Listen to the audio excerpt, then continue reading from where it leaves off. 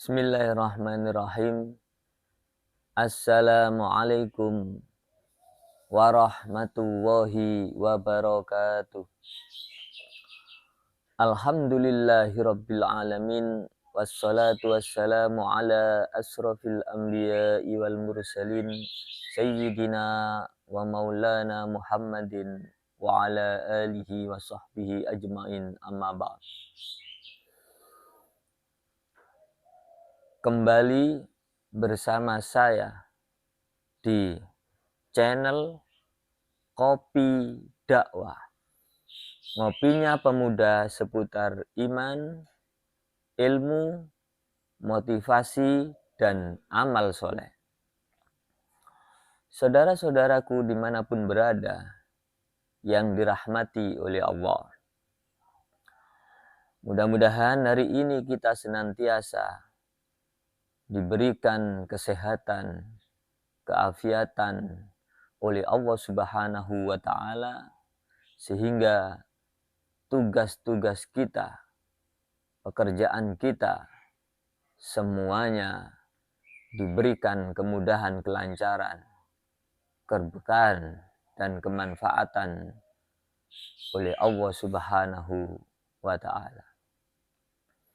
Saudara-saudaraku dimanapun berada yang dirahmati oleh Allah, pada pertemuan kali ini kita membahas satu kisah mengenai sifat warok dari seorang imam besar, yaitu Imam Abu Hanifah.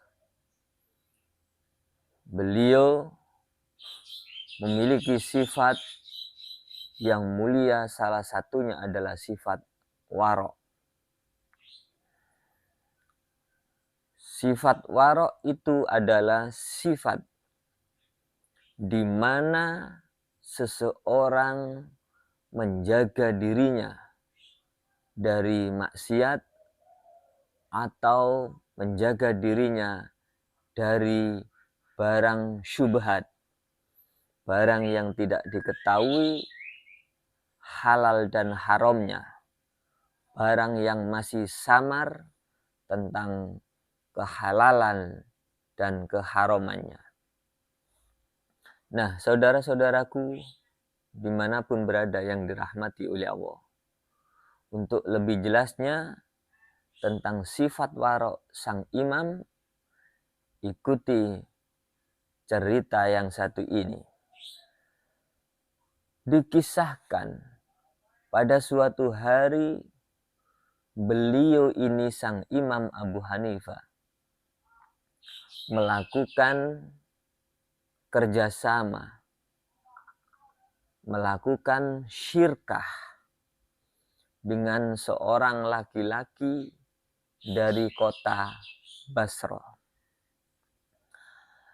Nah, ketika sudah terjalin akad kerjasama atau syirkah yang dilakukan oleh sang Imam Abu Hanifah dengan seorang laki-laki dari kota Basra itu, maka sang imam mengirimkan sebuah pakaian sutrah yang berjumlah 70 buah pakaian. Nah, ketika perdagangan ini akan dimulai, sang imam menjelaskan kepada si lelaki dari kota Basra itu bahwa di antara 70 buah pakaian itu ada salah satu pakaian yang mengalami cacat atau kerusakan. Ini dijelaskan oleh sang imam kepada si lelaki dari kota Basra yang sudah melakukan kesepakatan untuk akad kerjasama atau syirkah. Kemudian si lelaki itu menerima 70 pakaian itu, dan si lelaki ini menjual pakaian yang berjumlah 70 itu dari sang imam. Nah, ketika pakaian itu terjual semuanya senilai uang 30 dirham, maka cepat-cepat seorang laki-laki itu berkunjung ke Imam Abu Hanifah untuk melaporkan daripada hasil perdagangannya yang sudah laku semua. Ketika sampai kepada sang imam, lelaki itu ditanya oleh sang imam, "Wahai si fulan, sudahkah engkau terangkan di antara 70 pakaian itu ada salah satu yang cacat, yang rusak, sudahkah engkau terangkan kepada si pembeli yang membeli pakaian-pakaian itu?" Kemudian si lelaki itu kaget dan mengatakan, "Wahai sang imam, saya lupa dengan pesan yang telah Anda sampaikan ketika kita mengadakan akad kerjasama itu. Saya lupa tidak menerangkan pakaian yang cacat itu, sehingga pakaian yang cacat itu ikut terbeli oleh si pembeli, wahai sang imam." Mendengar penuturan daripada lelaki dari kota Basra yang diajak kerjasama oleh sang imam dalam perdagangan itu, maka sang imam seketika itu pula menerima uang sebanyak 30 dirham itu. Kemudian uang itu disedekahkan semuanya. Saudara-saudaraku, dimanapun berada yang dirahmati oleh Allah, dari kisah yang singkat itu kita sudah bisa mengambil pelajaran, menggambarkan bagaimana seorang imam besar mempunyai akhlak yang agung, yaitu betul-betul menjaga agar rezeki yang ia peroleh tidak kemasukan atau tercampur dengan sesuatu barang yang syubhat atau barang yang tidak jelas halalnya, haramnya tidak jelas. Ini beliau sang imam sangat menjaga dari rezeki yang syubhat. Kalau kita lihat kondisi pada zaman ini, di mana gemerlapnya dunia, di mana sesuatu kita peroleh tanpa memandang bagaimana kita mendapatkannya, ini sudah sangat merajalela atau sudah menjadi salah satu kebiasaan-kebiasaan hidup orang-orang pada zaman sekarang ini. Kadang ketika kita melihat profesi seorang pejabat dengan kekuasaannya, dengan jabatannya, dia banyak mengumpulkan harta, mengumpulkan sesuatu yang berupa duniawiyah, tanpa berpikir, tanpa memandang bagaimana ia mendapatkan harta yang ia kumpulkan. Tidak hanya pejabat, pedagang-pedagang zaman sekarang sudah banyak yang dalam berdagang tidak jujur di dalam menjajahkan barang dagangannya.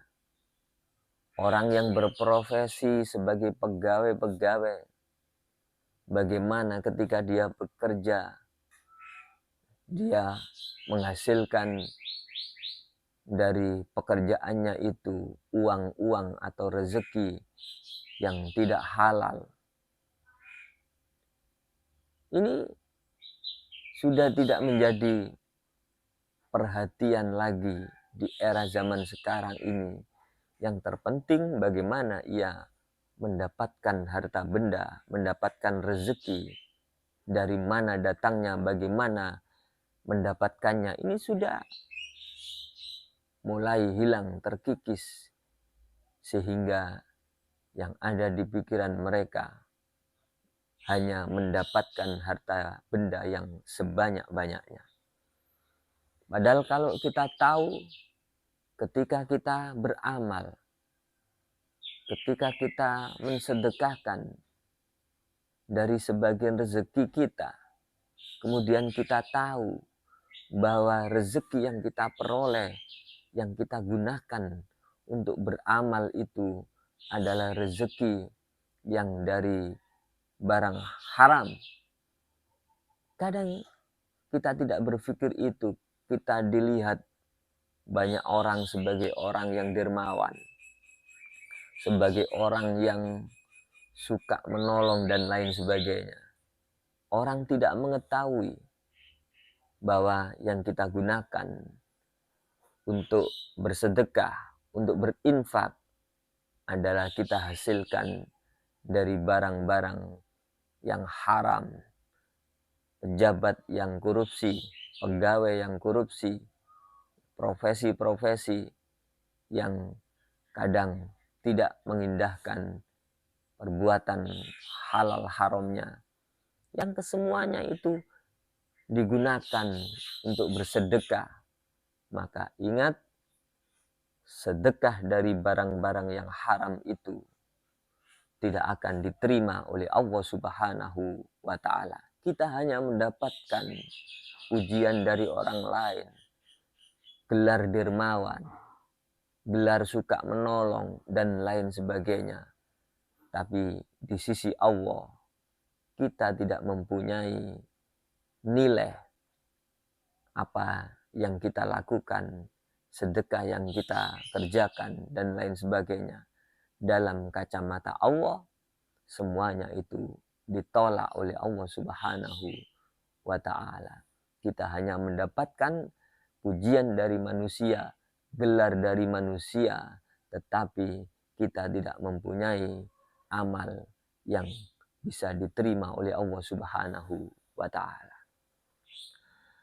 Saudara-saudaraku dimanapun berada, yang dirahmati oleh Allah, mudah-mudahan kisah sang Imam Abu Hanifah ini memberikan pencerahan kepada kita, dapat kita ambil hikmahnya, bahwa sesuatu yang kita peroleh hendaklah betul-betul dibersihkan dari barang syubhat, apalagi dari barang yang haram, sehingga tubuh kita ini, anggota tubuh kita ini seluruhnya ketika dijaga dari barang-barang yang syubhat, apalagi dari barang yang haram, akan diberikan oleh Allah keringanan, kelezatan, dan kelapangan untuk selalu giat beribadah kepada Allah Subhanahu wa Ta'ala.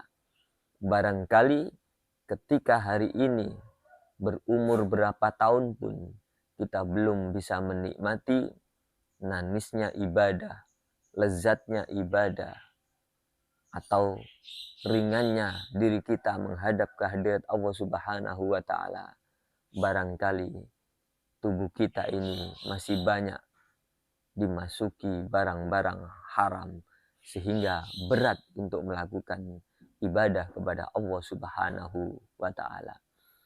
Saudara-saudaraku dimanapun berada yang dirahmati oleh Allah, demikian apa yang bisa kami sampaikan. Mudah-mudahan diiringi dengan hidayah, petunjuk dari Allah Subhanahu wa Ta'ala, sehingga bisa memberikan perenungan, memberikan pelajaran kepada diri kita untuk lebih berhati-hati di dalam memperoleh rezeki yang kita gunakan untuk diri kita, anak-anak kita, dan seluruh keluarga kita. Semoga kita dijauhkan oleh Allah dari barang-barang yang diharamkan oleh Allah Subhanahu wa Ta'ala. Jangan lupa like, share, komen, dan subscribe di channel Kopi Dakwah. Ngopinya pemuda seputar iman, ilmu, motivasi, dan amal soleh. Saya mohon maaf, saya akhiri. Wassalamualaikum warahmatullahi wabarakatuh.